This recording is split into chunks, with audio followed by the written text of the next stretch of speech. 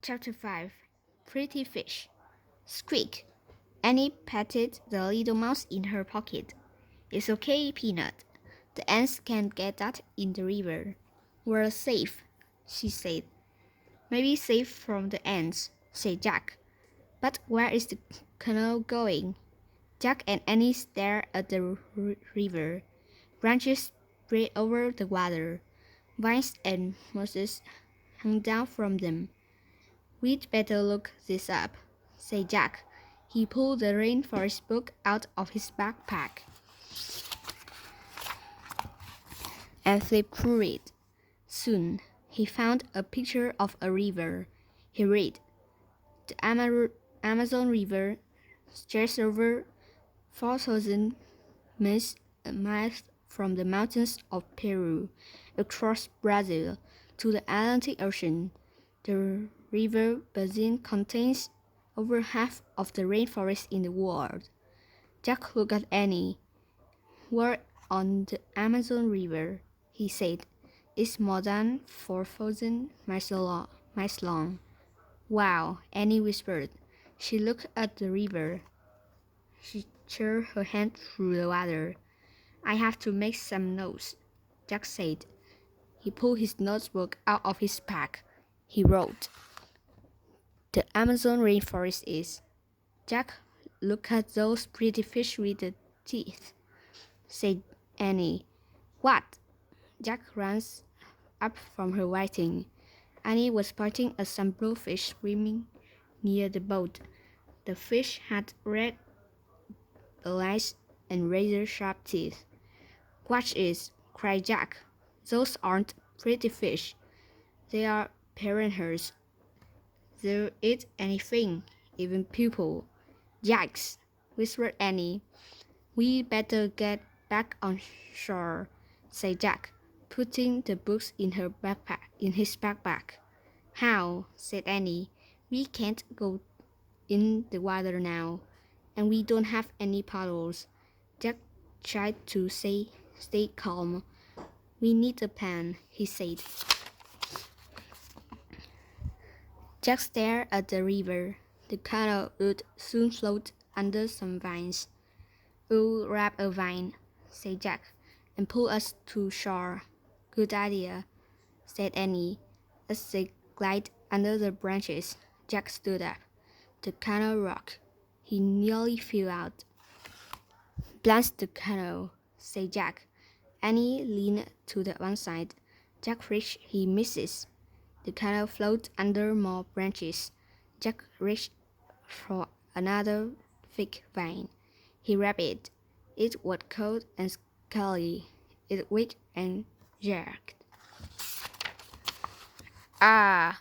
Jack screamed and fell back into the canoe. The vine was a leaf. "It's a long-range snake." The snake fell from the tree. It splashed into the water and swam away. "Oh man," said Jack. He and Annie stared in horror at each other. "What now?" said Annie, making a face. "Well," Jack looked at the river. There were no vines up ahead, but there was a big branch floating on the water. "Wrap that branch near you," said Jack. "Maybe we can use it for a paddle." The canoe floated closer to the branch. Annie reached it. Suddenly, the branch rose into the air. It was a crocodile. "Help!" screamed Annie as she fell back into the canoe. The crocodile opened and closed its huge long jaws. Then it moved past the canoe and swam up the river. "Oh man," whispered Jack. A scratching sound split the air. Jack and Annie jumped. "Help!" said Jack. He expected to see another terrible creature, but all he saw was a small brown monkey hanging its tail from a tree. Chapter 6 Monkey Trouble. Squeak, squeak. Peanut poked her head out from Annie's pocket. She seemed to be yelling at the monkey. "Don't worry, Peanut," said Annie. "He's just a little monkey. He won't hurt us." But suddenly, The monkey grabbed a big red fruit hanging from the tree. He hurled it in at the canoe. Watch it, shouted Jack. The fruit fell into the water with a splash. The monkey shrieked even louder.